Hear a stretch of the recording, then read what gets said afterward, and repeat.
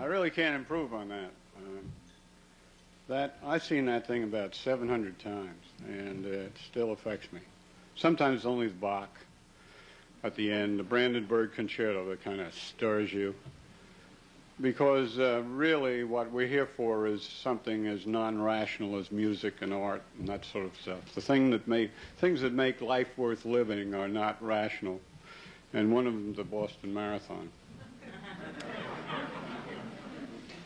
The text for today, those of you who haven't made church, and even those who have. Emerson said that next to good preaching, he liked bad preaching because it gave him time to think. And so I'm about to preach. That's the gospel that you just heard, and this will be the exegesis of that gospel, and more or less the theology of running. And that's the topic for today. I passed the South Church, Old South Church, I guess. Everything here is old. And the sermon for today, of course, is Victory is Ours, Thank God, the message of Phidippides. And that's probably as good a text as any, and I could take that. But I usually like the one of Irenaeus, one of the ancient fathers, who said, the glory of God is man fully functioning. And using that text, I'd like to talk about why we race. We are gathered, you see, in the home of the race, the race. There are other races, but this is the race. My father used to call Boston the Mecca of medicine, and it's here really where American thought was generated. Every American that I admire, and I think most of those that you admire, are Emersonians. Emerson preached the infinitude of the common man, and this race is proof of the infinitude of the common man. It's a proof that life is a common experience in which we all have the capabilities. And so it is that text. The glory of God is man fully functioning. Further, you see that they've always referred to Boston as the Athens of the New World. And it is here where we have the classical ideas were retained. And so what I'd like to do today is describe to you my idea of why we race. Now, in the beginning of that film was, why do we run? People, non-runners watch and wonder why we run. They're completely mystified as why we race. You can give logical answers for running, but nothing logical about racing. And what I'd like to do is suggest to you that there are three elements to the race, and they are of Greek origin. The first is what the Greeks call ascesis, or training. And that's what everybody who jogs and runs but doesn't race does. They train. They are in the business of perfecting the human instrument. Taking this body as the first thing, be a good animal. Emerson stole that line from Spencer. Said, if you wish to be a success in this life, you must first be a good animal. I remember when I first started back in the 60s, there were no races. So I joined a high school cross-country team and made the JV. And I know, I used to come down that last 200 or 300 yards and they start yelling, animal, animal, animal. That was to mean go berserk, go berserk. Later I heard Billy say one time, our Billy, is there any other Billy? I heard Billy once say, if you want to win a race, you have to go a little berserk. So if you wish to be a success in this life, you have to be a good animal, a good animal. And it's really something on this day to be saying, because it's the equivalent of what St. Paul said when he said, put on the new man. The new man is not tempted to do bad, you see. The new man has no inclination to do anything other than that's good. And when we become the good animal, you see, we begin to operate as if we belong here. Paul White, these names keep coming up when you go in Boston. I saw the Paul Dudley White bicycle trail next to the Charles. Paul White, when he was 80, the great cardiologist, when he was 80, he was tooling around Boston on his bike.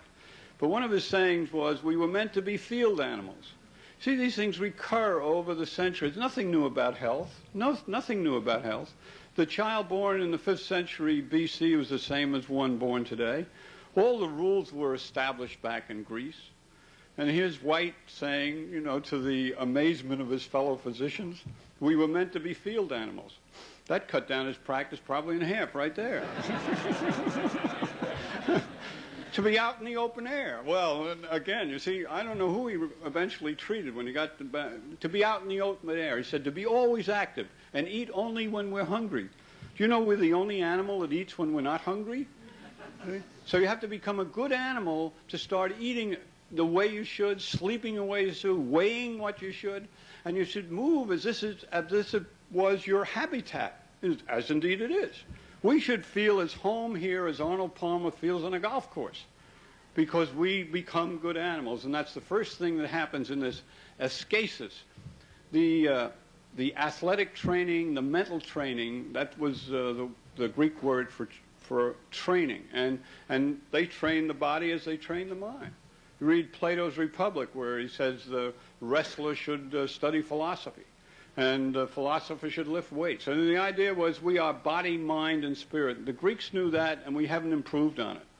And what we've done is gone back to the basics here and become good animals. That's the first thing. So when I go out and speak to non-runners, those unwashed heretics out there,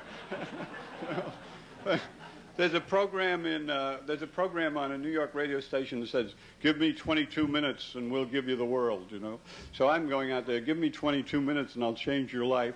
And I'm trying to convince them now to run and get all the good things that we get out of running. And of course the first thing we get is energy. We fill our day. Back in 1910, Arnold Bennett wrote a book, How to Live on 24 Hours a Day. Came on this great secret. We're not going to get any more time. That's all we get. You get 8 hours to sleep. That's 16 hours to work out everything in your life. Your domestic bliss, your professional success, the salvation of your soul, all in 16 hours. The trouble is the average American gets about 8. Slips into a semi-coma at that point. Roused, goes to work the next day. In other words, we pay for our work by recuperating on a lounge chair. Now, we should get those 16. I like to think of that as life expectancy. What do we expect when we get up in the morning? Do we bounce out of bed thinking what a great day we're going to have? Of course. What do other people do? They pull the covers over their head, you see. Because I found out, I started running at 45, I doubled my life expectancy. In the last, whatever that years are, you get a little trouble with the calculations at my age, but somewhere around 25, 24 years, I've lived 48. I doubled my life expectancy because the end of my work became the beginning of my day, and I'm sure you've all experienced that. And you think back when Seneca said, each day is a lifetime. And Marcus Aurelius said, live each day if it were your last. Make each day a masterpiece. That's the first thing that happens when you go into this ascesis. I saw TV last week, and Pete Rose was on, and he said, I play each game as if it were my last. Because it is your last. There's another fellow that talks on New York radio. We got good programs back in our hometown, Arthur Rush Jr. And when he closes off, he has this little thing he says to his wife, because he says, this is for Edna. I assume it's his wife. And he says, yesterday is a canceled check. Tomorrow is a promissory note. Today is all we have. We know that. You know, you can talk about past races, but nobody listens. You know? I remember when Dick Williams was the manager here for the Sox. Now, not too many people my age ago. And Sparky Lyle was their reliever. And you'd come in with the bases loaded, and Williams would hand him the ball, and Williams would say, Sparky, don't tell me about yesterday. You know? Do it now. Do it now. So that's the Greek ideal is this now. The classic idea is this is all we have, this 16 hours. And it's ridiculous to think that we were sent here to make a living. Okay? Those 8 hours, we have to make the bread, but we don't have to give our whole life to that. Thoreau, another Bostonian, so to speak, said, were we sent here to do chores and hold horses? Yes. See? But only for 8 hours.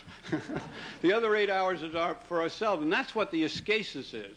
See, the Greeks' idea was that you made this self. You were a work of art. And then you took this self and inserted in your life, which was a work of art. And we've started with that. I've seen more works of art around here at this expo. Unbelievable. I mean, the people here are so alive, so bright. The eyes, you tell it in the eyes. I remember De Quincey said, if women knew what exercise did to their eyes, he said, they would all be walking 10 miles a day. And what was that? That's back in 1800. The eyes, the legs, the movement. This symposium is filled with good animals. And tomorrow we're going to see 8,000, I guess, good animals. And that's only the beginning. That's the ascesis. That's what we start with, perfecting this body-mind instrument. And now we take it to the second thing that the Greeks spoke about, and that was the agon, the agony, the struggle, suffering pain, going through pain to self-discovery. Now, there's a lot of times we have pain and we have struggles, but they are inflicted on us. They come out of the blue, you know, and we have no responsibility for it. But this agon, and the race is our agon, the Greeks saw that as freely accepted. We seek it. We go for it. Okay? I met a fellow yesterday. He hasn't been here in 10 years. He said, I wanted to come back and see who I was. You know? What this race is going to tell me about myself. And that's what the agon does. Through that agon, we develop those qualities that we need for life. See? We develop those things that you see in Erickson's stages, will and competence and purpose and hope, and then identifying and loving and caring, and finally wisdom. All those things we have to earn, and we have to earn them repeatedly. What Erickson said, these things you don't earn these things permanently, you have to renew them. The same as fitness, where you can't put fitness in the bank, you can't put training in the bank. You stop for 2, 4, 6 weeks and you got to start over. And so with these qualities we need. And these are the qualities, you know, we talk about all men being created equal, and we go in a race and finish 5,782nd. Obviously, we're not equal in some ways, but all that is talent. Talent means nothing in this world. See? Life is not a spectator sport, but it's not a skill sport. It's not a skill sport. What Kierkegaard once said about heroes, he said, the hero is heroic in what everyone can be heroic. Everyone in this room is the equal of whoever wins this marathon. And I mean the equal in those qualities we need to be that person we're supposed to be. Has nothing to do with talent. William James, another Bostonian. I mean, the thought of America is contained in this town.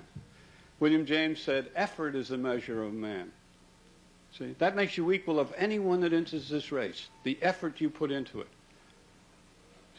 And in that, you can earn all these qualities. I was thinking when I was out in Bermuda earlier this year, and about the 5th mile in Bermuda, there's a Palmetto Drive, one of the worst hills, probably because of where it is.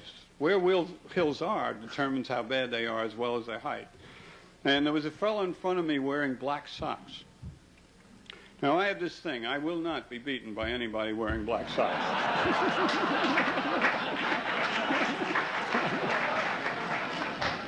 And especially someone in my age group.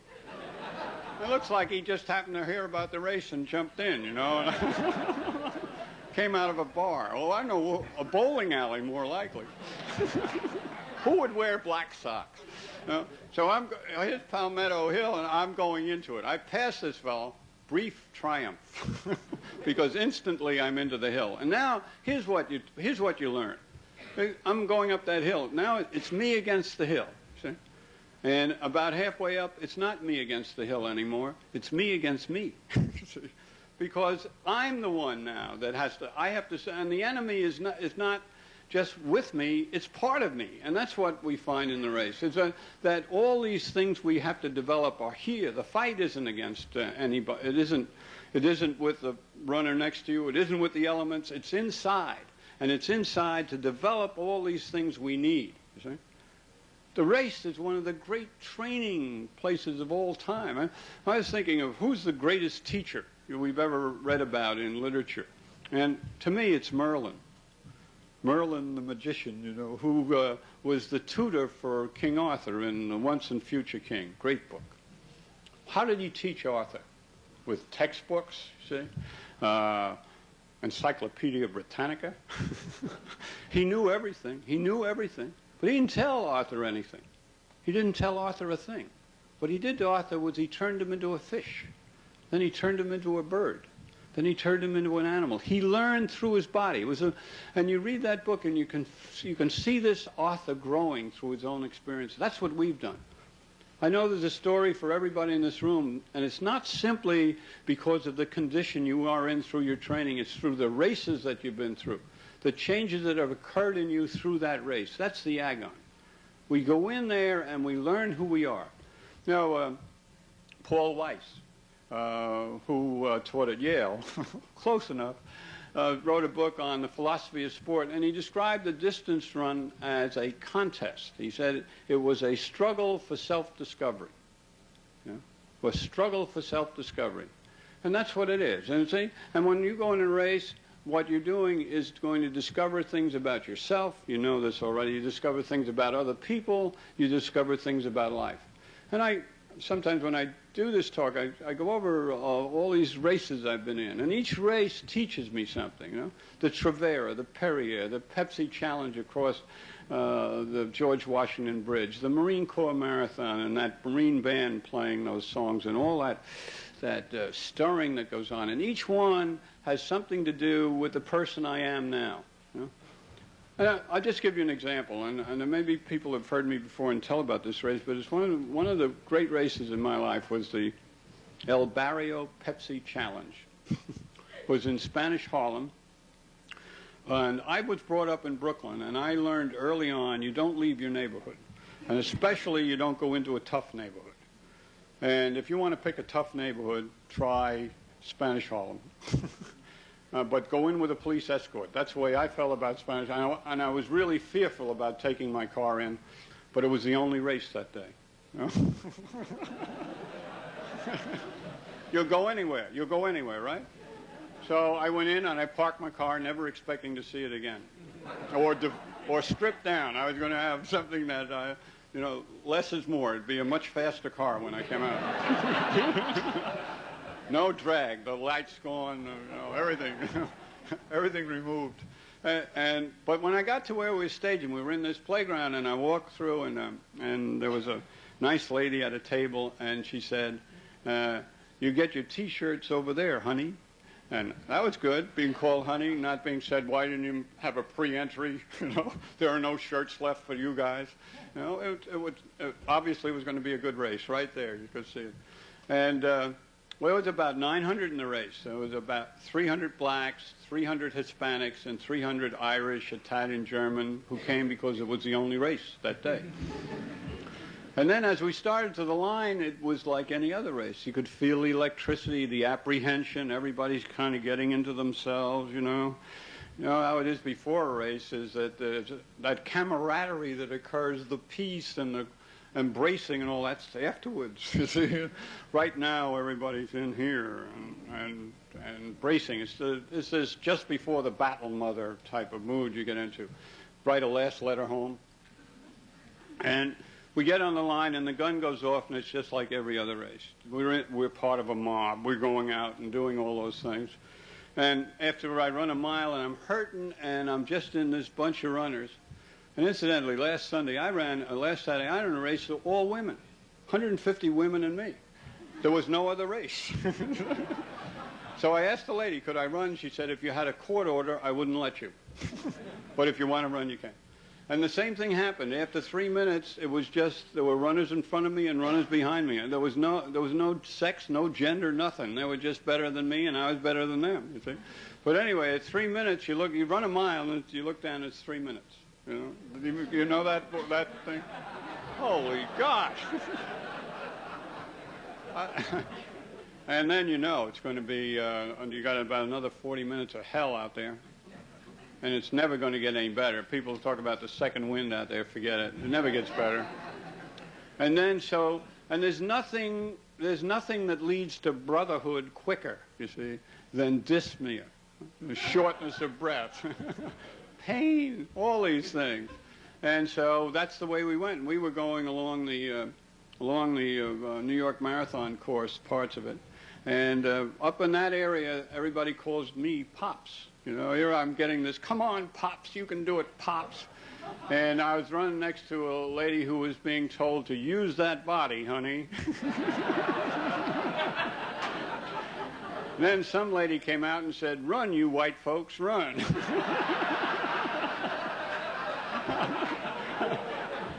Anyway, it was just a great, and we came down Fifth Avenue, the firemen had their hoses out for us, and it was just one of those great things. We came back, and now we were going to the playground, and there's this chute of cheering people, and you could already hear the music and smell the ribs. And we had this great time, and everything, and lots of speeches, and most of the trophies went to Louis and Jose and people like that, but I won one, and Joe Burns won one. He's a 50-year-old Irishman who had emigrated to New Jersey. He insisted on speaking, and he got up and said he had been born two blocks from here, and this was one of the great days of his life. And I'm from Brooklyn, so I had to speak. And I got up and I said, that goes double. And then we had a picture taken, everybody, the women and the young kids, and we all have our trophies.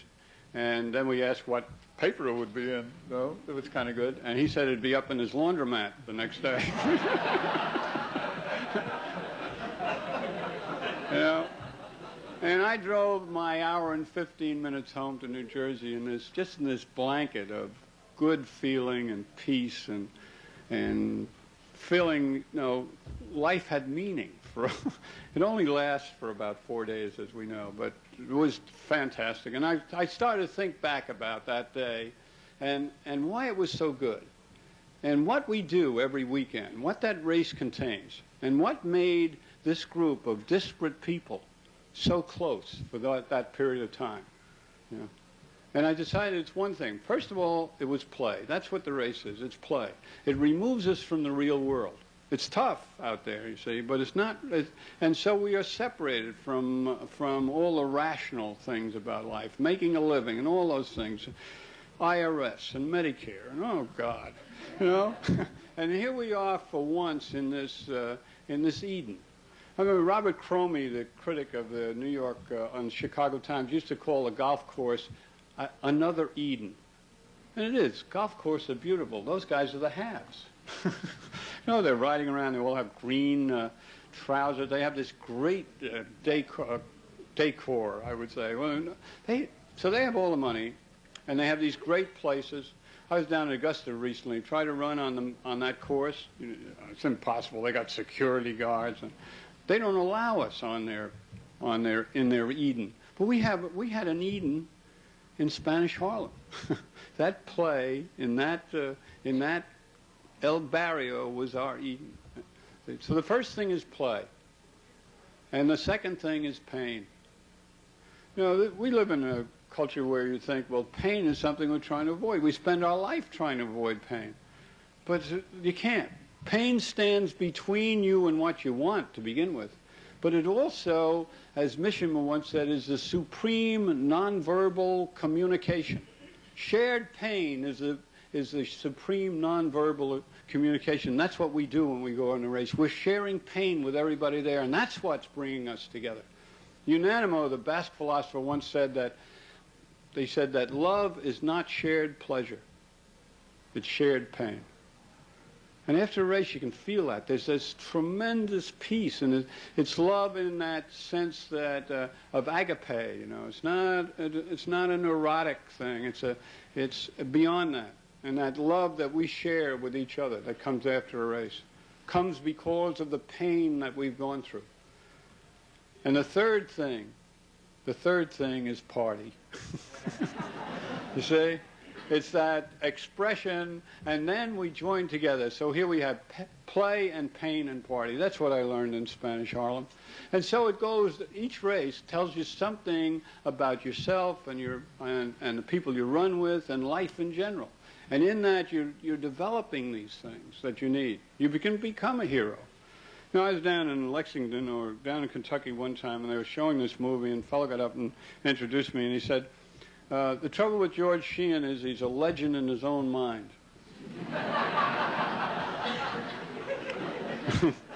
So I said, I am, and everybody must be. If you don't think you're a hero, you're in trouble. We've got to. We're writing our own novel every day. This life, this is our last. This day should be your last. Lewis Mumford once said, this may be a fair sample of eternity. Are you ready for eternity, or do you want to go to spring training? I want to be a hero. I want to be the best possible George Sheehan. And I think of Houseman's saying that those whom fame outran and the legend died before the man. I look in the paper sometimes, see someone's dead that I thought was dead already. They quit, So it's suiting up every day. It's suiting up every day and going out there and giving 100%, and that's what you learn. And we're athletes. The word athlete comes from a Greek word meaning struggle and prize. Our struggle is for that prize which is ourself. When we go back to the Greek idea, then, is that first we have the ascesis. Make this body. Make to yourself a perfect body, said Thoreau. That is the first rule. Be a good animal. We do that. Then we take this body and we subject it to this awful trial that this marathon will be. Awful trial. Incredible effort. And then come through that, and because of that, now we have qualities that we never possessed before. And we take those, and finally we do what the Greeks called arete. So you have ascesis, the agon, and arete. And that was their ideal, arete. The word means to function as you are supposed to function, to be the best possible you. This is the pursuit of excellence for the self. And what we've done then is formed a body and then form the qualities, earn the qualities we need, and taken them back into our whatever we do during the day. And because of that, we're transformed. Whether we're a waitress, a mechanic, a physician, a nurse, whatever it is, we now do differently. This is our art. And we do it differently because we have become runners and racers, and in the process have developed arete. It's a question. Bucky Fuller once said that when you design something, you don't have to make it beautiful. Said if it functions as it's supposed to function, it will be beautiful. That's us too. If we function as we are supposed to function, we will be beautiful. And we will be good and true. These are the Greek ideals. And so that's the thing we look at. Arete, from which we get the word aristocrat. To be the best possible you. I'm going to finish with a little anecdote that tells a little about this thing. This had nothing to do with the race. It had to do with going out running. I live in a little seacoast town where about 7 o'clock in the morning, 8 charter boats go out fishing, and then there's nothing. That's the end of life in our town until the boats come back. And this was around noon on one of these sultry days in August where the flags were just hanging limp, not a breath. But I like heat. I like to sweat. Now, Mishima, the Japanese writer, once said that pain is the only proof of consciousness. I hurt, therefore I'm alive. I prefer I sweat, therefore I'm alive. It's not quite as painful, and it's proof. And there's a great good feeling about sweating. I think one of the reasons women are really solidly into running is that they discovered this world, the other side of sweat, which they never knew before. But I'm out there sweating and feeling great, and there's nobody else in town. I'm in command, you see. Running, and as you know, about when you run 2 minutes slower than your race pace, you're virtuoso. You feel like you can be, I usually imitate their form. I do Shorter or Rogers and those sort of things. I'm out there winning the Seoul Marathon, coming through, screaming. That is Frank. This is not an imposter. It is actually George Sheehan winning. They think I didn't jump in the last mile. And so here I am in this fantasy state in charge. And not only that, you see, Meister Eckhart back in 1400 was one of the mystics. He said, the man who runs runs into peace. He runs and runs and runs into peace. And here I was running into peace. I was going into that kingdom, you see. And I turned a corner, and here's a fellow shingling a house. He's up on a scaffold. He just has dungarees on, jeans on. He's nothing on upper body, this tanned upper body, great muscled chest, arms, looks about 40. He's invaded my kingdom. Now, I'm a private individual. I'll fly to Los Angeles and won't even say hello to the guy in the next chair. But anyway, when I got up to him, I don't know why. Here he was shaping these shingles to put on the eave. When I got to him, I said, "Do good." Like I was the boss. And he turned around and looked at me. You know, he looked at me and he said, "Intend to." And I should have left it then, but I was still full of myself. I don't know what it was that. So I called back up and I said, "God is watching."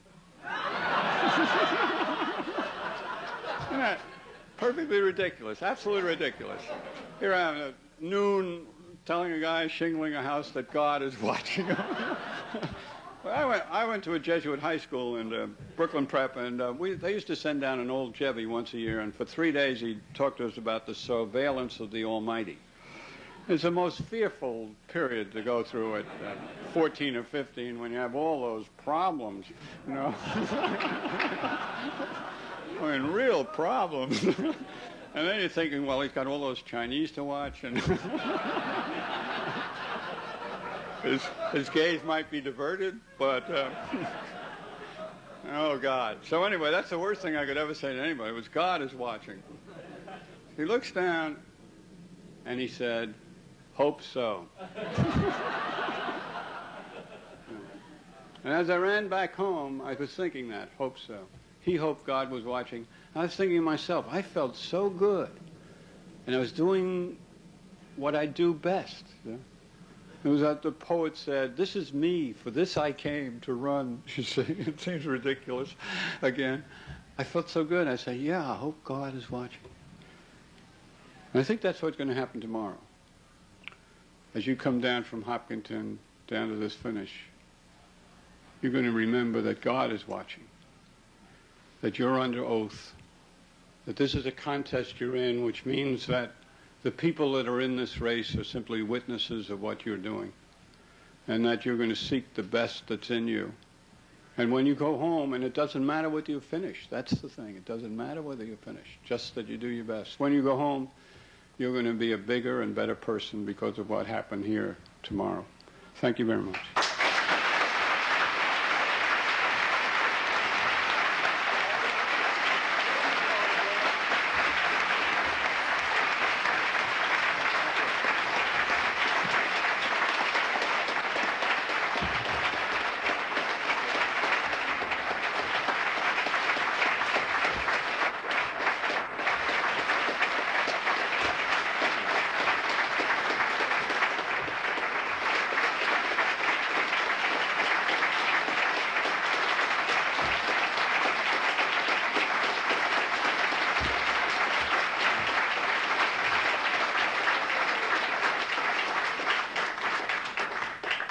The last time I cried was at John Havlicek's last game. Thank you so much. But I want you to know that any good talk is at least 50% is the audience. Thank you again.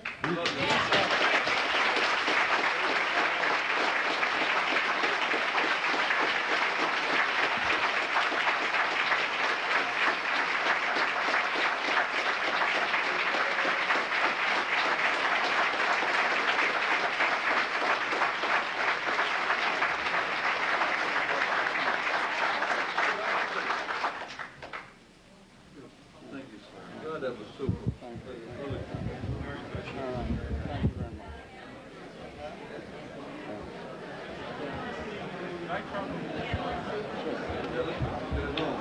I put my own. What's your name?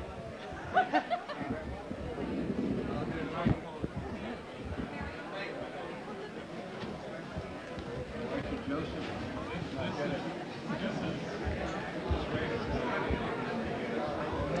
Our next clinic will be starting in 5 minutes. It's on cross-training for runners, featuring elite triathletes Scott Molina, top coach Jack Daniels, and Dave McGillivray.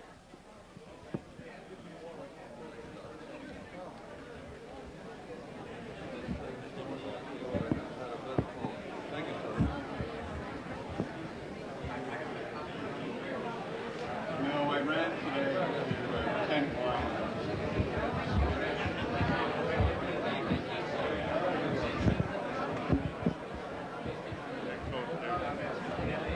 Oh, wonderful. Thank you. To play or not to play? Absolutely essential, right? Thank you. Here we go.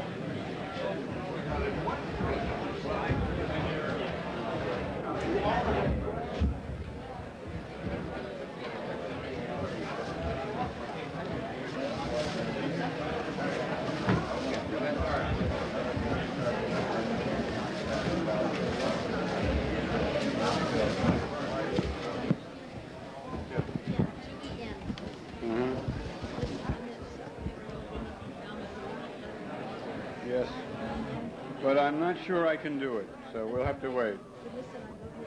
Thank you very much.